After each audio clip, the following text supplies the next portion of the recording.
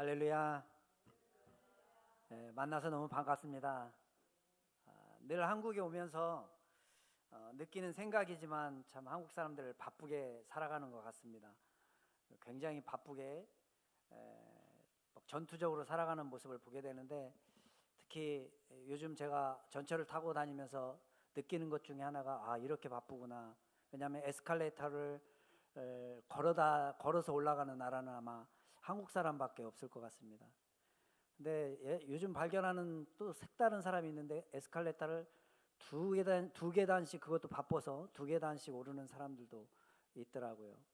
제가 한국에서 조금 지내다 보니까 이제 요즘 저도 아내도 함께 에스컬레이터를 걸어서 올라가고 있습니다. 참 바쁘게 살아가는 것 같습니다. 제가 멕시코에서도 설교를 하면서 자주 쓰지 않는 단어가 있습니다. 여러분, 바쁘지 않게 좀 느긋하게 살아가십시오. 여러분 너무 바쁘게 살아가고 있습니다. 이런 단어를 쓰지 않습니다. 왜냐하면 멕시코에서는 원래 느긋하기 때문에 그렇습니다. 사람들이 얼마나 느긋하고 여유가 있는지 오늘 일을 내일로 미루면서 살아갑니다. 걱정이 없습니다. 한국 사람들은 오늘 일을 어저께 안 하면 화가 나잖아요. 그런데 그 사람들은 오늘 일을 내일로 미루면서 살아갑니다. 굉장히 어떻게 보면 한국 사람들이 볼 때는 게으른 사람들 이렇게 볼 수 있지만, 제가 그곳에서 느끼는 것 중에 하나는 삶의 여유가 있구나. 그래도 삶의 여유를 배우게 되고 참 많은 인내를 거기서 배우게 됩니다.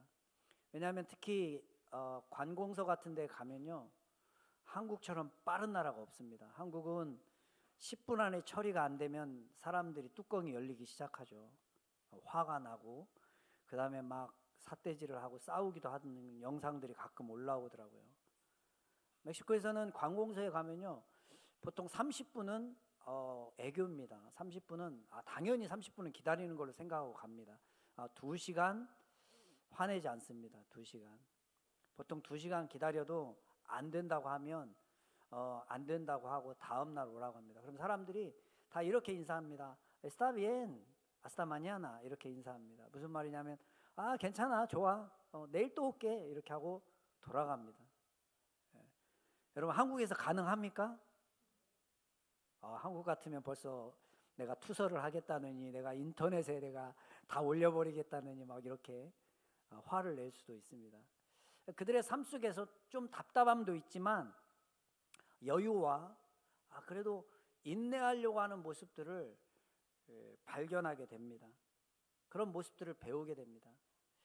여러분, 아메리카 대륙을 발견한 크리스토퍼 콜럼버스의 이 항해 일지에 보면 오늘은 순풍이 불었다, 이런 단어가 아니라 항상 자주 쓰는 단어가 있습니다. 오늘도 우리는 항해를 하였다.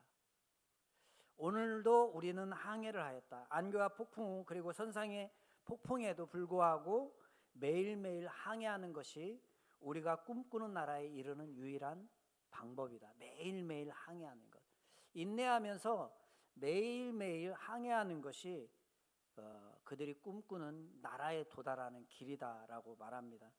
우리는 천국을 향해서 순례하는 순례자입니다. 우리가 이곳이 목표가 아니라 하나님 나라가 목표인데, 순례자의 삶 속에서는 남들이 경험하지 못하는 일들, 그리고 고통스럽고 어려운 일들을 겪게 됩니다. 어떤 분들은 심한 좌절과 또 낙심을 경험하기도 합니다. 여러 가지 사건으로 말미암아 정말 하나님이 살아계실까라고 그렇게 기도하는 분도 계실 겁니다. 어떤 분들은 하나님 정말 나를 사랑하고 기억하고는 계십니까? 라고 말할 수 없는 그런 환경을 경험하는 분도 있습니다. 사랑하는 성도 여러분, 이러한 인생의 여러 가지 어려움, 또 폭풍, 그리고 절망, 그런 가운데 있을 때 포기하지 않고 날마다 매일매일 전진하는, 전진하고 항해하는 것이 참으로 중요합니다. 그래서 성경에 보면 누가복음 6장 9장 23절에 이렇게 말씀하고 있습니다. 아무든지 나를 따라오려거든 자기를 부인하고 날마다 제 십자가를 지고 나를 좇을 것이니라. 이 말씀에 보면 다른 말씀도 어렵습니다. 보면 자기를 부인하고, 그것도 어렵죠. 자기를 부인하는 것이 얼마나 어렵습니까? 그리고 십자가를 지고, 이것도 어렵습니다. 우리가 십자가를 지고 살아가는 게 참 어렵습니다. 그런데 더 어려운 단어가 있는데 날마다입니다. 날마다. 날마다 나를 좇을 것이니라. 자기를 부인하는 것도 어렵고 다 어려운데 날마다 주님을 쫓는 것입니다. 무슨 뜻입니까? 기쁠 때나 슬플 때나, 그리고 건강할 때나 공고할 때나, 푸른 초장 쉴만한 물가에 있을 때나, 사망의 음침한 골짜기를 거닐 때나 변함없이 주님을 신뢰하고 인내하면서 주님을 쫓아가는, 그것이 어렵다는 것입니다. 늘 하나님을 쫓아가는 여러분과 제가 되기를 간절히 소원합니다. 여러분, 성숙한 사람 그리고 성숙하지 못한 사람의 차이가 무엇입니까? 중요한 잣대가 있는데 그것이 바로 인내입니다. 사람이 어느 정도까지 인내하면서 끈기 있게 기다릴 수 있는가, 그것에 따라서 그 사람의 성숙도를 측정할 수 있습니다. 얼마나 성숙한 사람인지. 제가 신학교를 마칠 때쯤에 설교학을 가르쳤던 교수님이 이렇게 말씀하셨습니다. 왜냐하면 마지막에 학생들이 질문들을 주로 하는데, 교수님, 목회는 무엇입니까? 어떻게 해야 합니까? 이런 질문들을 많이 던지기 때문에 그 교수님이 이렇게 대답을 해주셨습니다. 목회는 견디는 것입니다. 이렇게 표현합니다. 목회 초년생들이 얼마나 화가 나겠습니까? 목회는 즐거운 것이고, 목회는 막 전진하는 것이고, 투쟁하는 것이고, 싸우는 것이고, 막 그렇게 생각했는데 목회는 견디는 거라고 이렇게 표현하니까 이건 아닌 것 같은데, 이런 생각들을 했던 것 같습니다. 그런데 시간이 흐르고 나니까 그 말의 의미를 이해할 수 있습니다. 그래서 저도 이제 후배 선교사들이 저에게 선교사님, 선교가 무엇입니까? 이렇게 물으면 제가 그렇게 대답합니다. 선교는 견디는 겁니다.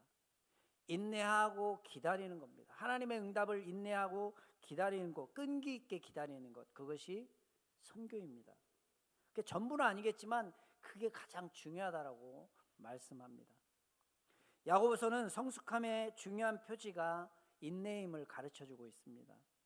우리의 미숙함 때문에 생기는 분노와 싸움, 그리고 시기와 질투, 또 일시적인 쾌락, 그리고 잘못된 언어의 뿌리에는 인내하지 못하는 조급함이 있기 때문에 그렇습니다.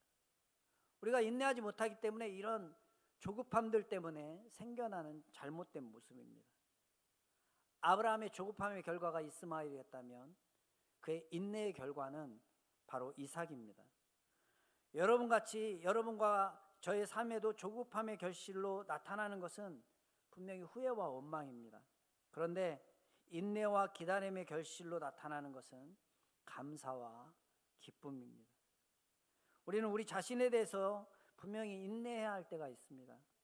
또한 우리와 함께 생활하는 가족에 대해서도 인내해야 될 때가 있고, 또 조금 넓게는 우리의 친구들, 주변에 있는 사람들에 대해서도 인내해야 할 때가 있습니다.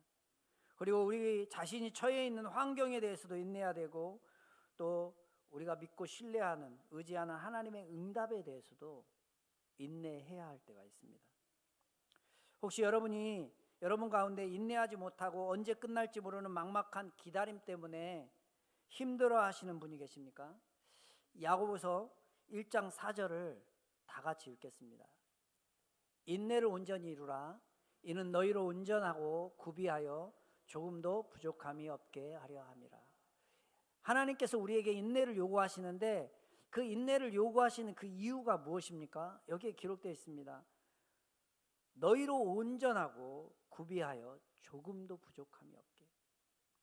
우리를 하나님의 사람으로 바르게 세우기 위해서, 그리고 우리가 영적 전투에서 승리할 수 있도록 만들어 주기 위해서 우리에게 인내를 요구한다는 겁니다. 그리고 우리가 그 인내할 때 우리의 삶 속에서 영적 전투에서 우리가 승리할 수 있다라는 것입니다. 이것이 하나님이 우리에게 요구하시는 인내의 목적입니다. 그 인내와 소망을 우리가 가져야 된다는 것입니다. 저는 현재 멕시코에서 14년째 사역을 하고 있습니다. 모든 사역이 마찬가지듯이 교회 안에서도 여러분 목사님뿐만 아니라 교회 안에서 사역을 맡은 사람들에게도 필요한 것이 인내입니다. 왜냐하면 다양한 사람들이 모이기 때문에 내가 어떤 단체를 맡았다면, 내가 여전도의 회장이라면 그곳에서 우리가 가져야 될 것이 바로 인내라는 겁니다. 멕시코에서 사역할 때도 가장 필요한 것이 참 많은 인내가 필요하다는 생각을 합니다. 특히 코로나를 지나는 이 순간, 끝자락에 다가온 이 순간에 더더욱 많은 인내가 필요합니다. 저희가 지금 멕시코에서 사역하고 있는 모습들은, 첫 번째로는 저희가 교회 사역을 하고 있습니다. 지난번 제가 2년 전에 왔을 때도 소개를 드렸는데, 첫 번째와 두 번째와 세 번째 교회를 개척해서 사역을 하고 있습니다. 첫 번째 교회는 저희가 이제 어느 정도 성장을 하고, 처음에는 저희가 여기보다 더 조금 모였습니다. 한 4명, 5명 처음 시작했는데, 첫 번째 교회가 한 300명 정도, 코로나 전에 한 300명 정도까지 모였을 때 저희가 저희와 함께 성장했던 현지 전도사님에게 저희가 교회를 맡겼습니다. 그리고 두 번째 교회를 개척하고, 두 번째 교회도 현지 사역자에게 맡기고, 이번에 이제 저희가 세 번째 교회를 개척하고 그 교회를 지금 그 교회에 집중을 하고 있습니다. 코로나를 거치면서 저희도 많은 어려움이 있었습니다. 교인들이 많이 떠나고, 현재도 저희가 현장 예배로 초대를 하고 있지만, 그럼에도 불구하고 온라인으로 예배를 선호하는 분들이 계십니다. 저희가 요즘은 이제 온라인을 끊어야지 막 이런 생각들이, 온라인 중독에 걸린 분들이 계셔가지고 교회를 안 나와요. 그래서 현장 예배를 드리자고 지금 그래서 많이 현장으로 돌아왔고, 조금씩 이제 회복이 되는 그런 가운데 있습니다. 교회를 이렇게 세워가면서 사역을 하고 있습니다. 두 번째로는 저희가 교회 안에서 이제 여러 가지 사역들을 하고 있는데, 뭐 성찬식이나 뭐 이런 일들도 진행하고 있고, 특히 요즘 이제 저희 아내가 멕시코에도 한국 그 분위기, 바람들이 막 불고 있어요. 그래서 뭐 한국 음식이 재료들을 구하기는 어렵지만, 뭐 예를 들면 잡채에 들어가는 당면을 파스타로 대체해 가지고 잡채를 만든다든지, 그래서 한국의 음식은 100%는 아니지만 꼭 퓨전 같은 음식이지만 그렇게 해서 가르칩니다. 굉장히 많은 여성분들이, 자매분들이 관심이 있어요. 그래서 그걸 통해서 오면 아내가 말씀을 나누고 기도하고, 그 다음에 가르치고, 그래서 같이 먹고 교제하고, 그래서 전도를 그런 식으로 또 전도를 하고 있습니다. 세 번째는 청년들이 요즘 많이 모이고 있습니다. 그래서 우리가 청년 사역에 조금 집중을 하면서 지금 사역을 하고 있는데, 청년들이 마약이나 이런 술, 이런 것, 알코올에 굉장히 많이 노출되어 있기 때문에 저희가 말씀을 통해서 그들을 교육하지 않으면 다음 세대는 굉장히 어렵다는 생각을 해서 저희가 그들에게 교육을 많이 하고 있습니다. 세 번째 교회 청년들이 이제 내후년에 한국을 방문하고 싶어 합니다.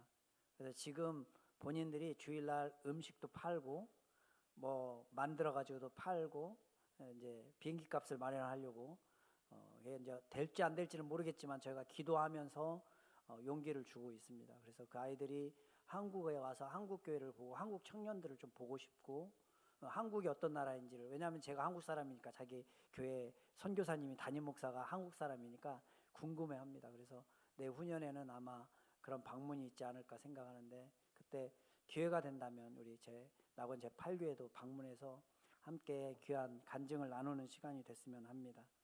네 번째로는 저희가 마약센터 사역을 하고 있습니다. 여전히 어려운 사역이지만 기도하면서, 인내하면서 소망을 가지고 사역합니다. 주로 11살부터 16살까지의 마약 중독자 여자아이들입니다. 여자아이들. 근데요, 굉장히 슬픈 것은 이 아이들이 가정으로 돌아갔다가 90%가 다시 마약센터로 돌아옵니다. 그 이유가 뭘 것 같습니까? 돌아가는 환경이 예전과 똑같기 때문입니다. 집에 다시 돌아갔는데 집에 아빠가 마약하고 있고, 형제 자매들이 계속 마약을 하고 있기 때문에 아무리 여기서 훈련을 시켜서 다시 돌아가도 그곳에서 다시 그래도 한 달 정도는 버티지만 그 이후에는 다시 마약을 하게 되고 다시 돌아옵니다. 그래서 참 많은 기도와 인내와 또 협력이 필요한 사역이 아닌가 생각을 합니다.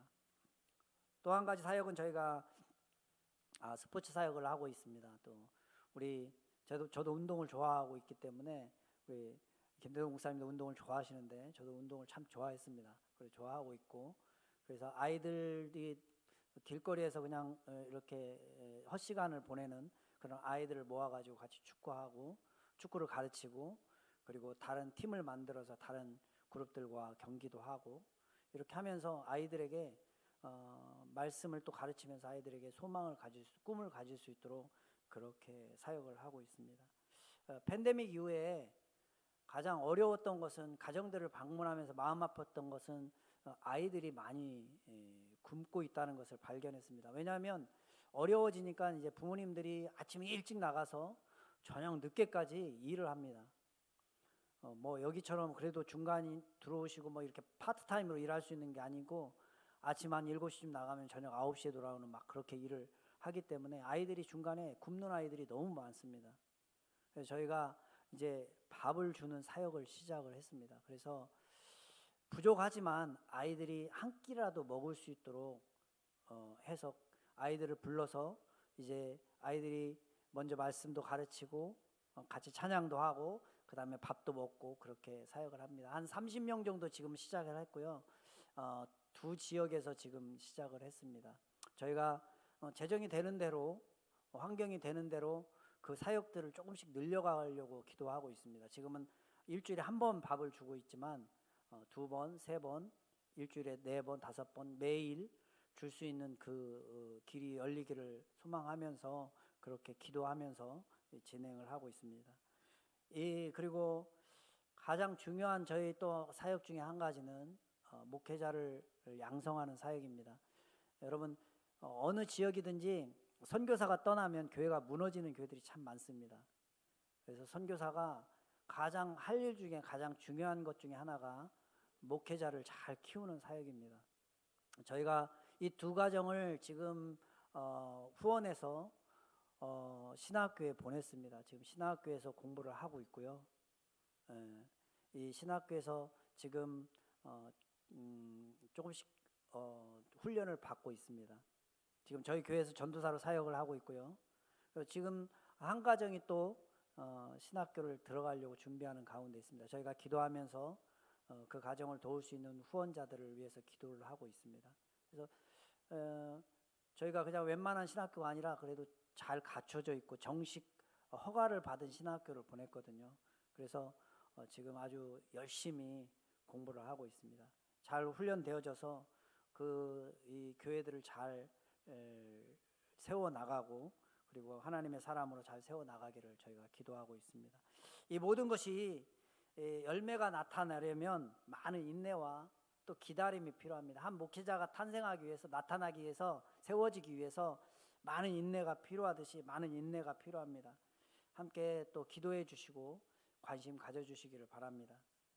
여러분과 함께 읽은 본문의 말씀을 통해서 야고보는 농부와 선지자 그리고 욥의 예를 들면서 우리가 과연 언제 인내해야 하는지, 왜 인내해야 하는지를 가르쳐주고 있습니다. 첫 번째로 언제 우리가 인내해야 합니까? 환경을 내 마음대로 변화시킬 수 없을 때 우리가 인내하면서 기다려야 됩니다.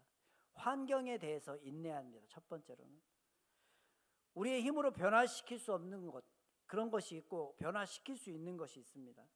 우리가 할 수 있는 것이 있고 할 수 없는 것이 있음을 인정하는 것이 지혜로운 사람이고 또 겸손한 사람입니다. 분명히 우리의 힘과 능력으로 어떻게 할 수 없는 환경이 있습니다. 그때는 인내하면서 기다리는 순간입니다. 야고보서 5장 7절 말씀에 이렇게 말씀합니다. 그러므로 형제들아, 주의 강림하시기까지 길이 참으라.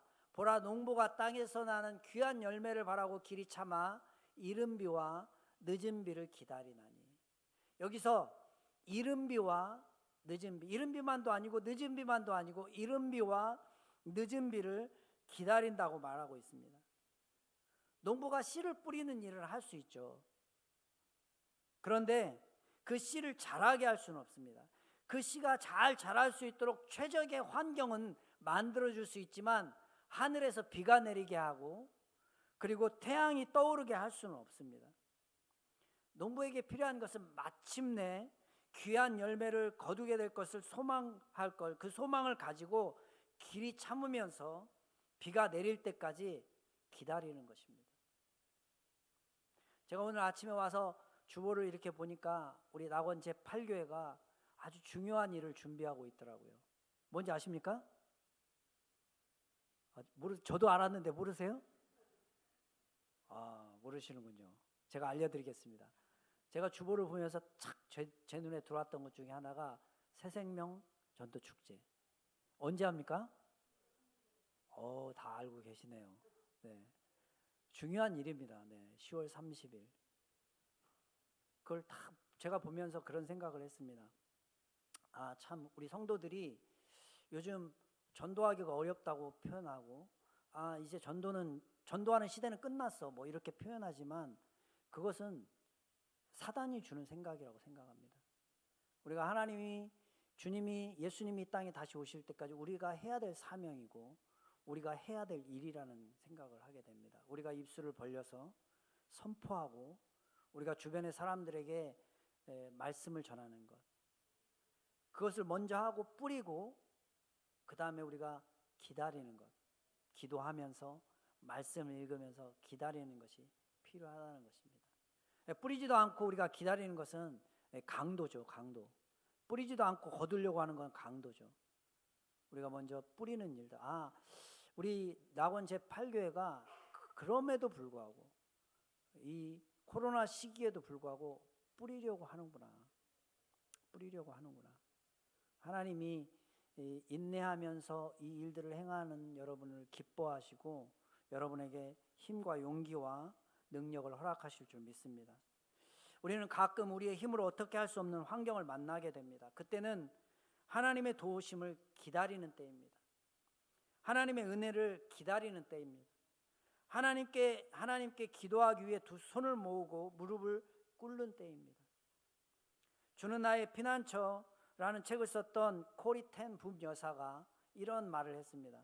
당신이 어두운 터널을 통과하고 있다면 차표를 가지고 뛰어내릴 때가 아니라 조용히 기다려야 합니다. 어두운 터널을 지날 때 얼마나 두렵습니까? 그러니까 사람들은 거기에서 어떻게든지 벗어나려고 합니다. 그런데 조금만 기다리면 태양을 볼 수 있기 때문에 차표를 가지고 잠잠히 기다리라는 것입니다. 인내하라는 것입니다. 그때 하나님이 주시는 놀라운 은혜를 누리게 될 줄 믿습니다. 두 번째로는 나를 둘러싼 사람들이 변화되지 않을 때 인내합니다. 환경에 대해서 인내했다면 이제는 우리가 사람에 대해서 인내해야 합니다. 사람이 이 땅에 태어난 이후에 많은 사람들과의 만남을 갖게 됩니다. 필연적이죠. 꼭 필요한 만남, 아름다운 만남을 통해서 우리가 풍성한 삶을 누리기도 합니다. 기쁨을 누리기도 하죠. 그런데 만나지 말아야 될 그런 만남들도 있습니다. 안 만났으면 좋았을 텐데 하는 그런 만남들도 있다는 것입니다. 그런 만남들 때문에 견디기 힘든 상처라는 것을 우리가 입기도 합니다. 그리고 쓴뿌리가 우리의 가슴 속에 자라나기도 하죠. 그래서 야고보서 5장 10절에 이렇게 말씀합니다. 형제들아, 주의 이름으로 말한 선지자들로 고난과 오래 참음에 본을 삼으라. 무슨 말입니까? 구약 성경에 보면 많은 선지자들이 말씀을 선포했습니다. 부지런히 성경 말씀을 선포했는데 그 듣는 사람들이 회개하고 변화되기는커녕 선지자들을 핍박하고 선지자들을 죽였습니다. 변화를 거부했다는 거죠. 변화를 거부했습니다. 우리가 안타까운 것이 이거죠. 우리가 안타까운 것은 우리 주변의 사람들이 잘 변하지 않는다는 겁니다. 여러분의 자녀들이 쉽게 변합니까? 안 변하죠. 얘기해도 앞에서는 예 하지만 그 다음엔 자기 생각대로 하는 아이들이 참 많습니다. 저도 딸이 둘인데 많은 인내가 필요합니다. 여러분과 똑같이 쉽지 않습니다. 여러분의 주변의 사람들이 쉽게 변합니까? 절대 변하지 않습니다. 여러분의 남편, 아내가 쉽게 변합니까? 잘 변하지 않습니다. 쉽지 않습니다. 우리가 그 쉽게 변하지 않을 때 우리 마음속에 나타난, 내가 기대하는 만큼 사람들이 변하지 않을 때, 내가 기대하는 만큼 내 자녀들이, 내 남편이, 내 아내가 변하지 않을 때 우리 마음속에 막 일어나는 게 뭡니까? 분노입니다. 화입니다. 아, 왜 변하지 않는 거야? 라고 화가 나는 것입니다. 내가 생각하는 만큼 그 사람이 내 생각에 미치지 않을 때 일어나는 것이 분노라는 현상입니다. 이처럼 사람들에 대한 변화를 기대하는 것은 참 많은 인내와 기다림이 필요합니다. 우리가 논리 정연한 설득력 있는 말과 노력으로 절대 사람을 변화시킬 수 없습니다. 한 사람을 변화시킬 수 있는 것은 진실한 사랑과 하나님의 능력입니다. 진실한 사랑. 그래서 우리 목회자들이 가져야 될 것들이 끊임없이 사랑하는 겁니다.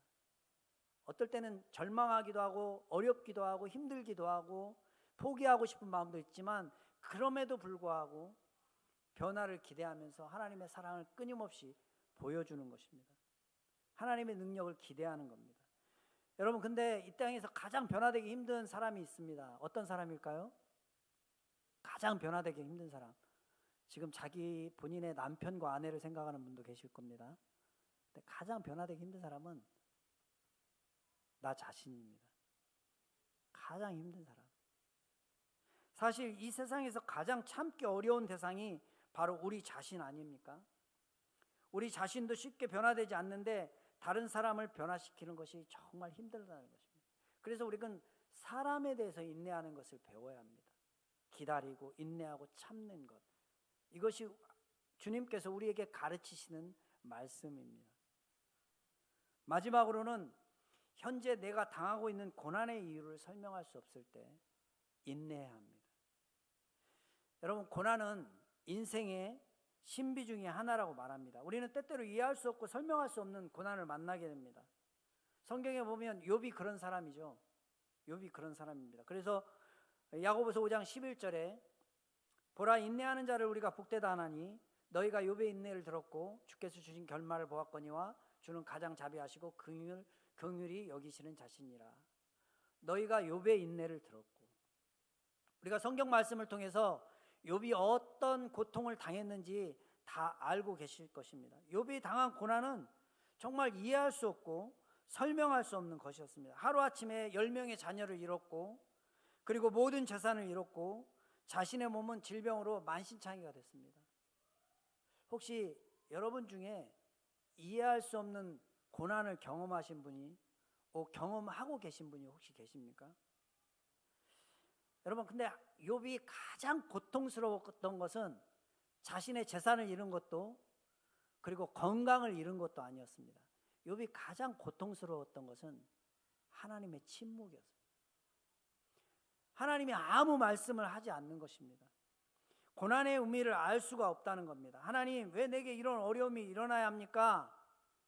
그동안 제가 하나님께 드린 헌신은 무엇입니까? 하나님, 정말 저를 사랑하시고 함께 하시는 것입니까? 이런 질문들이 솟구칠 때 우리가 해야 될 것, 그것이 바로 인내라는 것입니다. 바로 이 순간이 하나님을 바라보며 인내하며 기다리는 때라는 것입니다. 말씀과 함께 말씀을 바라보면서 생각하면서 기다리는 것입니다. 여러분, 헬라어에 보면 말씀이라는 단어가 두 단어로 사용됩니다. 첫 번째 단어는 로고스라는 단어이고요, 두 번째 단어는 레마라는 단어입니다. 로고스, 레마. 어떤 때는 헬라어에서는 말씀 이 단어가 나오면 로고스를 쓰기도 하고, 어떤 때는 레마라는 단어를 쓰기도 합니다. 이 단어, 두 단어의 차이점이 있습니다. 로고스는 객관적인 사실을 말할 때 사용합니다. 예를 들면 요한복음 1장 1절에 보면 태초에 말씀이 계시니라, 이 말씀이 하나님과 함께 계셨으니 이 말씀은 곧 하나님이시니라. 여기서 말씀이라는 단어가 자주 등장하는데 이 말씀은 로고스입니다. 객관적. 하나님의 말씀은 살아있고 운동력이 있어. 이게 전체 하나님의 말씀이라고 인정하는 것, 객관적으로 인정하는 것, 이것을 로고스라고 합니다. 레마는 그리스도인들이 말씀을 읽을 때 그 그 모든 말씀에 다 감동을 받지는 않습니다. 말씀을 읽을 때 나에게 감동이 되는 말씀이 있죠.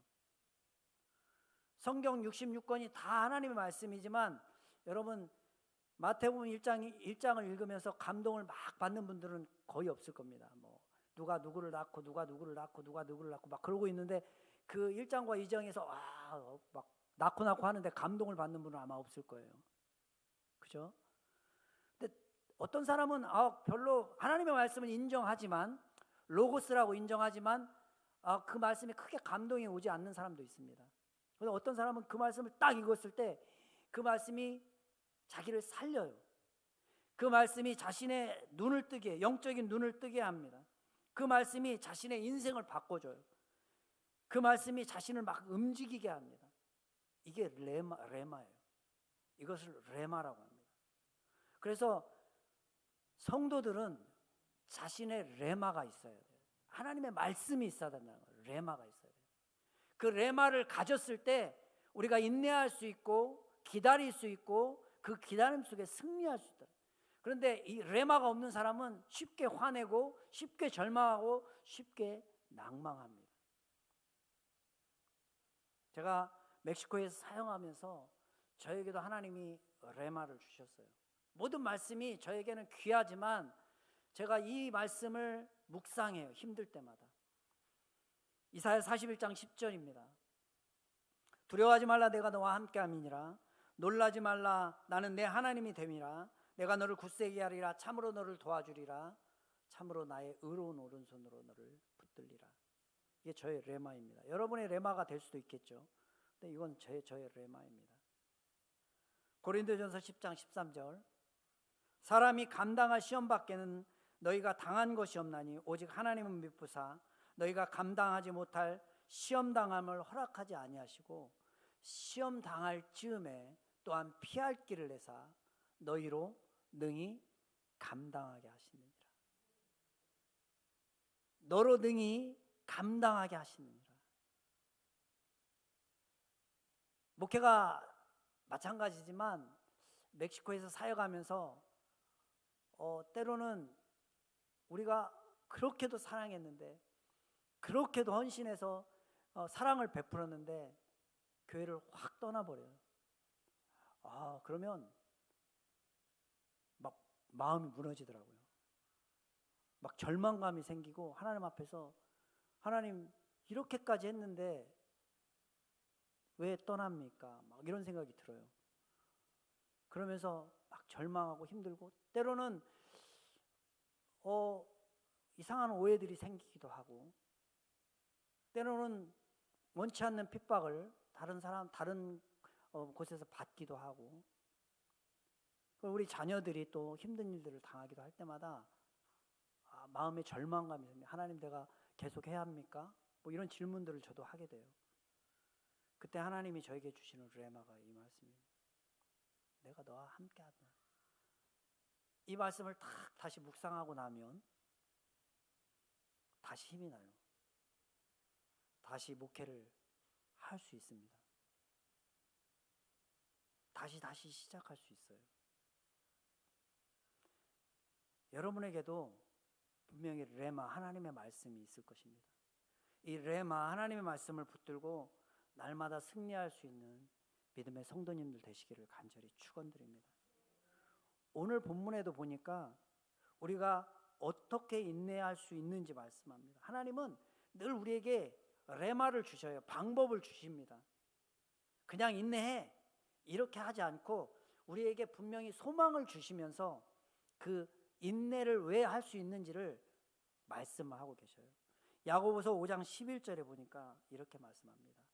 마지막 세 번째 줄에 보면요, 주께서 주신 결말을 보았거니와. 우리 함께 따라서 할까요? 주께서 주신 결말을 보았거니와. 욥의 인내를 들었고 주께서 주신 결말을 보았대요. 여러분 욥의 인내를 들었죠? 여러분도 성경을 통해서 욥기를 통해서 욥의 인내를 들었죠. 욥이 얼마나 인내를 합니까? 그리고 나서 마지막 장에 가면 욥이 어떤 결말을 맞이합니까? 절망합니까? 하나님께서 욥에게 2배의 축복을 주십니다. 그것이 욥의 결말이에요. 하나님이 욥의 삶을 풍성하게 하십니다. 하나님이 욥을 칭찬하셔요. 너 잘했다.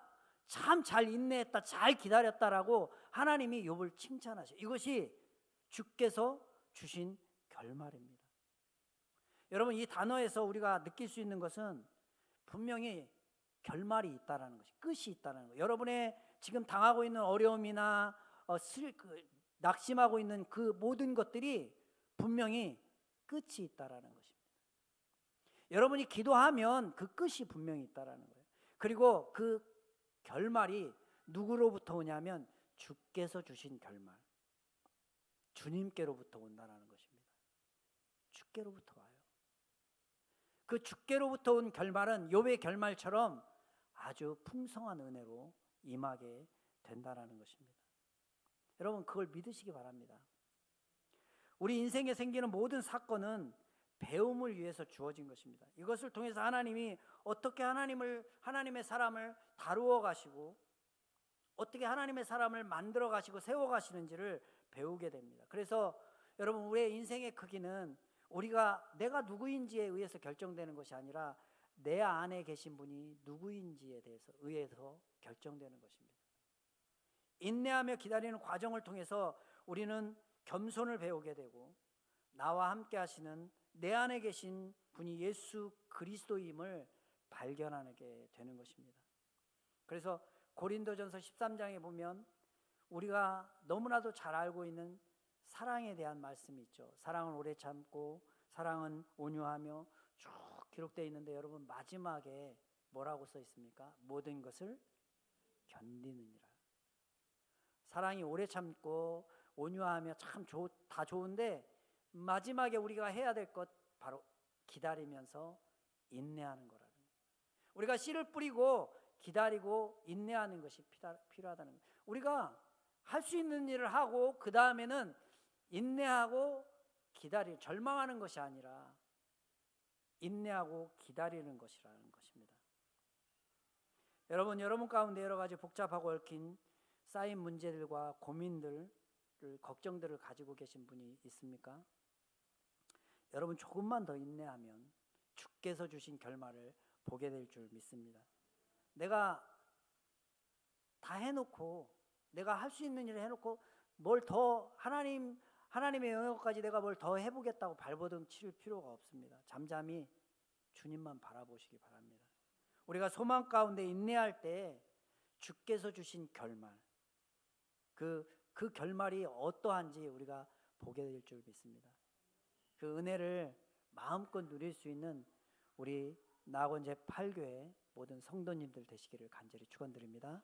기도합니다. 하나님, 감사합니다. 주께서 주신 결말을 우리가 보게 도와주시고 그 결말을 바라보면서 그 소망 가운데 우리가 인내하며 살아가는 믿음의 성도님들 다 될 수 있도록 주께서 축복하여 주옵소서. 감사드리며 예수님의 이름으로 기도합나이다. 아멘.